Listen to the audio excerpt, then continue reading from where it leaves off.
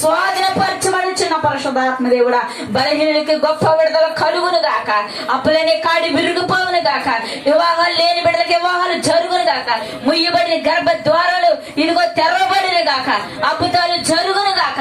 పరిశుద్ధాత్మ దేవుడా, నీ కొందనాలు, స్తోత్రాలు, స్తుతులు, స్తోత్రాలు ప్రభా. అయా వ్యాపారంలో ప్రభా నష్టపోతున్న వారికి వ్యాపారం అభివృద్ధిగా అయా ఉండుదురుగాక డాడీ, నీకు స్తోత్రాలు. పరిశుద్ధాత్మ దేవుడా, నీ కృపలో వర్ధిల్లడానికి సాయం చేయండి. ఈ బలారాధన ద్వారా అనేకమైన కార్యాలను చేయగల శక్తిమంతుడు వేస్తాయా. ఈ బలారాధన ద్వారా అద్భుతమైన కార్యములు చేయగల శక్తిమంతుడు ప్రభా. మేము నైనా ఇదిగో స్వస్థత పడి శుద్ధీకరించబడి నీలో పట్టబడే కృపను మాకు దయచేయబడి చిన్నప్పటి క్లాస్ ది క్లోటి ప్రొసెసింగ్ లో పరిశుద్ధాత్మ దేవుడా మీరు మాతో మాట్లాడండి. ప్రత్యాత్తాపంతో ప్రతి ఒక్కరు కూడా ప్రత్యాత్తాపంతో ప్రార్థన చేయండి.